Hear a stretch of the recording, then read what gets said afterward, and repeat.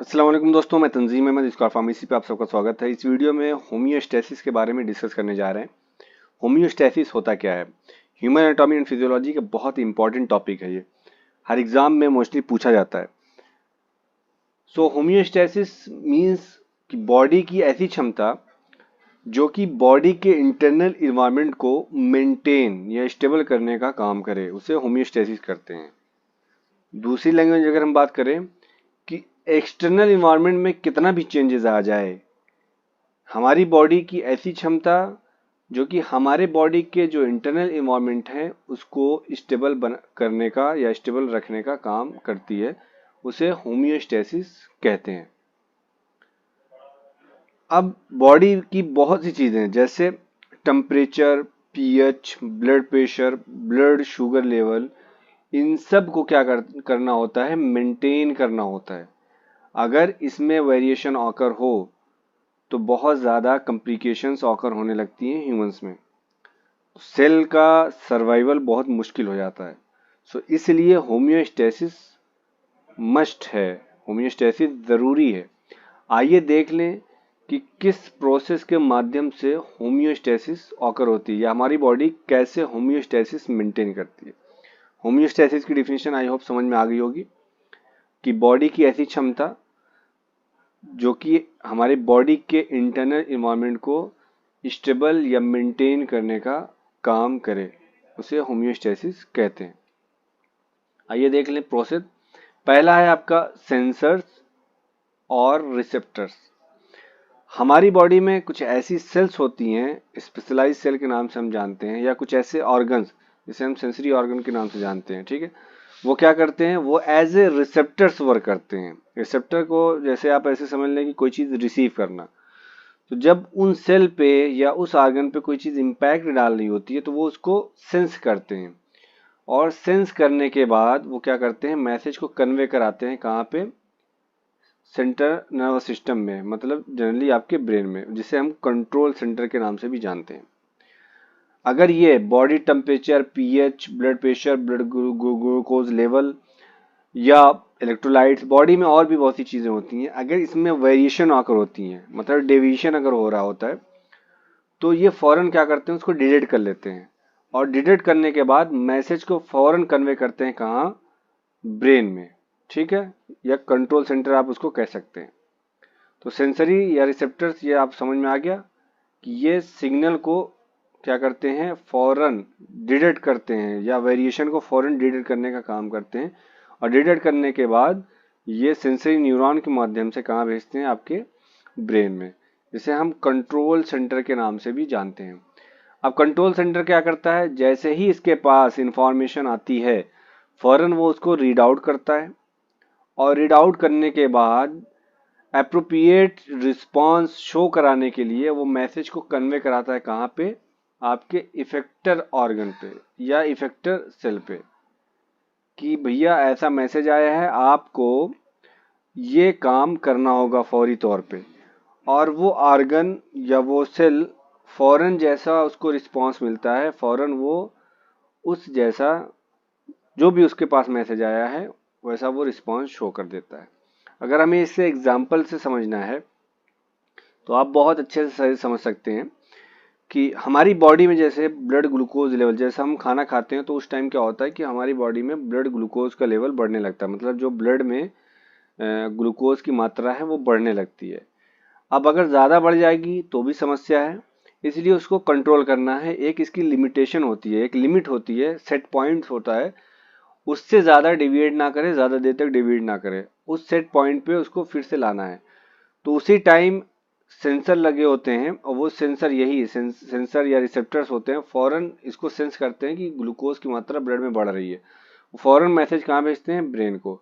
और ब्रेन क्या करता है, फौरन मैसेज कन्वे करता है पेनक्रियास को कि आप इंसुलिन सिक्रीट कीजिए, ग्लूकोज की मात्रा ब्लड में बढ़ रही है। पेनक्रियास क्या करता है, फौरन इंसुलिन रिलीज करता है, और इंसुलिन क्या करता है, ब्लड में जो ग्लूकोज की मात्रा है उसको सेल में पेनिट्रेट कराने का काम करता है, मतलब ब्लड का ग्लूकोज लेवल घटाने का काम करता है। घटाने का मतलब कि जो सेट पॉइंट है वहां तक लाने का काम करता है। तो ये प्रोसेस चलती रहती है। ऐसी हमारी बॉडी का टेम्परेचर आगे और एग्जांपल हम लोग देखेंगे। आइए इसे हम डायग्राम से थोड़ा समझ लें। ये आपका देखिए फ्लो चार्ट में आसानी से समझ में आएगा। अगर मान लें हमारा ये कोई सेल है जो कि स्टेबल है, ये जो सेल है ये आप देख रहे हैं तराजू की तरह है, अभी इसमें कोई वेरिएशन नहीं है। जब इस पर कोई चीज़ इम्पैक्ट डालेगी जिसे हम स्टिमुलाई कहते हैं, जब इम्पैक्ट डालेगी तो इसमें चेंजेस आकर होंगे। तो अब ये वाला डायग्राम देखिए, ये वाला, इसमें देखिए चेंजेस आ रहे हैं ना। अभी तक ये बैलेंस था, अब यहाँ पे इम्बैलेंस हो रहा है।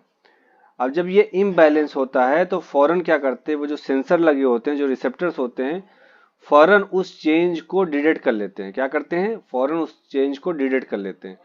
और डिटेक्ट करने के बाद वो किसी ना किसी पाथवे के माध्यम से कहाँ पहुंचाते हैं मैसेज को, कंट्रोल सेंटर पे।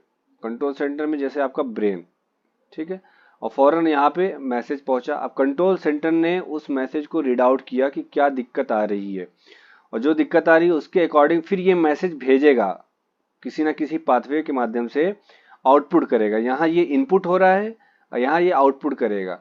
मैसेज कन्वे करेगा कहाँ पे, इफेक्टर सेल को, ठीक है, या इफेक्टर ऑर्गन को। अब इफेक्टर ऑर्गन को जैसा ऑर्डर आएगा, इफेक्टर ऑर्गन वैसा रिस्पॉन्स शो करेगा, और जिसके चलते फिर से ये जो इम्बैलेंस हो रहा था ये बैलेंस हो जाएगा, मतलब होम्योस्टेसिस आकर हो जाएगा। अदर वर्ड में कहें कि हमारी बॉडी का इंटरनल एनवायरनमेंट स्टेबल रहेगा। अब अगर होम्योस्टेसिस की हम बात कर रहे हैं तो ये जो प्रोसेस होती है ये किसी ना किसी मैकेनिज्म के थ्रू होती है, और जिसे हम कहते हैं फीडबैक मैकेनिज्म। क्या कहते हैं, फीडबैक मैकेनिज्म। अब ये दो टाइप की होती है फीडबैक मैकेनिज्म। एक होती है आपकी निगेटिव फीडबैक और दूसरी होती है पॉजिटिव फीडबैक। निगेटिव फीडबैक में क्या होता है, जनरली यही होता है, कॉमनली निगेटिव फीडबैक होता है। पॉजिटिव फीडबैक बहुत रेयर होता है। निगेटिव फीडबैक में क्या है कि जो रिस्पॉन्स आ रहा है, मीन्स कि स्टिमुलाई जैसा है उसके अगेंस्ट ये वर्क करेगा। निगेटिव ही से पता चल रहा है कि उसके अगेंस्ट। जैसे अभी हमने एग्जांपल दिया था कि ग्लूकोज की मात्रा बढ़ रही है, तो अब ये जो रिस्पॉन्स मिलेगा वो क्या होगा कि स्टिमुलाई यहाँ पे सेंस किया, आपका रिसेप्टर या सेंसर ने सेंस किया कि ग्लूकोज की मात्रा बढ़ रही है। अब ये मैसेज गया कंट्रोल सेंटर के पास, उसने क्या ऑर्डर दिया पैनक्रियास को कि इंसुलिन सीक्रेट करो। इंसुलिन क्या करेगा, ग्लूकोज की मात्रा बढ़ाएगा नहीं, ग्लूकोज की मात्रा को घटाएगा। तो उसके अपोजिट वर्क कर रहा है। तो कोई चीज है जो बढ़ रही हो उसको घटाने का काम करता है।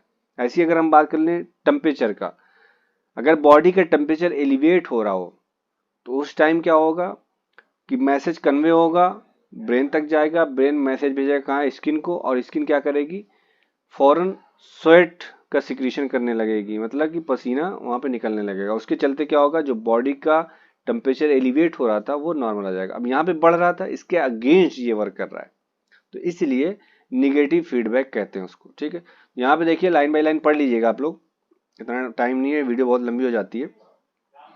बॉडी का अपना एक सेट पॉइंट होता है, अगर उस सेट पॉइंट से कोई भी चीज़ डेविएट करती है तो फौरन जो सेंसर लगे होते हैं वो उसको डिटेक्ट करते हैं और मैसेज को कन्वे कराते हैं। ठीक है, यहाँ पे एग्जांपल में देखिए इसने बॉडी टेम्परेचर दिया हुआ है कि बॉडी टेम्परेचर जैसे ही बढ़ता है, जो सेट पॉइंट है अगर उससे बढ़ता है तो निगेटिव फीडबैक मैकेनिज्म यहाँ पे एक्टिव हो जाता है और क्या करता है, कूलिंग प्रोसेस होती है। कैसे होती है, स्वेटनिंग के चलते। ठीक है, पसीना होता है और फौरन हमारी बॉडी क्या हो जाती है, जो टेम्परेचर एलिवेट हो रहा था वो नॉर्मल अवस्था में आने लगता है। ठीक, और ब्लड वेसल्स हमारी डायलेट हो जाती हैं। तो टेम्परेचर जो बढ़ा हुआ था अभी की क्या हो गया, टेम्परेचर घटेगा और नॉर्मल अवस्था में आ जाएगा। पॉजिटिव फीडबैक में क्या होता है कि जो इम्पैक्ट डाल रहा है, मतलब जो आवश्यकता है सेम उसी फ्लो में वो वर्क करेगा। अब यहाँ पे ये होता है, बहुत कम होता है। ठीक है, पॉजिटिव फीडबैक। आइए देख लें एग्जाम्पल से और अच्छे समझ में आएगा। चाइल्ड बर्थ के दौरान क्या होता है, जो यूटेराइन होता है उसका कांटेक्ट करना जरूरी होता है, तभी बेबी मूव करता है और प्रॉपर वे में डिलीवरी हो पाती है।